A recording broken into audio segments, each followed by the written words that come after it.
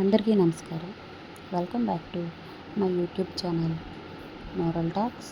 Please do share, like, subscribe to my YouTube channel. రాత్రి 10 గంటలు. గడప దగ్గర కూర్చొని రమ్య ఆకాశాన్ని చూస్తుంది. తను ఏడుస్తుందా, లేదంటే లోపల ఏదో కుండ బద్దలైపోయిందా తెలియని వేదన. ఆమె భర్త రాజేష్ వచ్చి ఇంకా పడుకోలేదా అన్నాడు. రమ్య మాత్రం నిశ్శబ్దం. నిన్ను ఎంత ప్రేమిస్తున్నానో తెలుసా? పిల్లల బాగోగుల కోసం రోజంతా చెమటోడ్చుతున్నాను అని అన్నాడు. అది విన్న రమ్య ఒక్కసారిగా ఒక చుక్క కన్నీరు తుడుచుకుంది.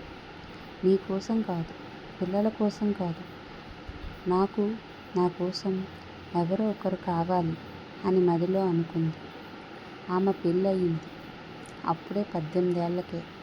అప్పటి నుండి ఇంట్లో ఓ పని చేసే బొమ్మలా మారిపోయింది. భర్త బాగానే ఉన్నాడు, పిల్లలు బాగానే ఉన్నారు. కానీ ఆమె ఎప్పుడైనా నవ్విందా? ఎప్పుడైనా తన కోసం ఏదైనా చేసుకుందా?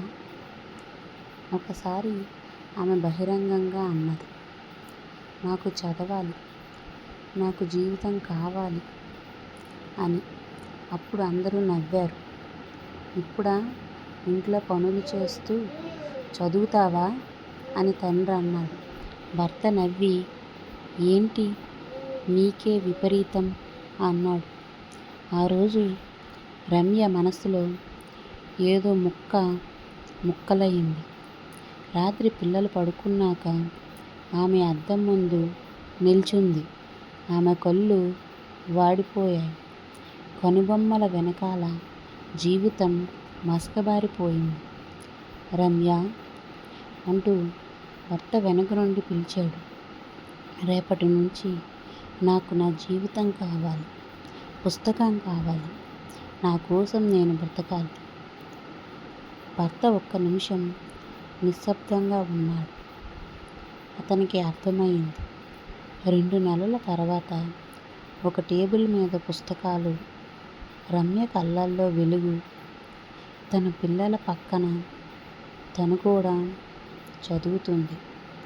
ఒక క్షణం ఆమె భర్త చూసి ఆశ్చర్యపోయాడు. ఇది నా భార్యనా? నీకిప్పటికీ కావాలి అని అడిగాడు. ఆమె నవ్వి, అవి 16 ఏళ్ళు నా కుటుంబం కోసం, ఇప్పుడు 16 ఏళ్ళు నా కోసం. ఆమె కన్నీళ్ళు ఇప్పుడు గర్వంగా మారాయి. ఒక్క మనిషి మారితే ఒక్క కుటుంబం మారుతుంది.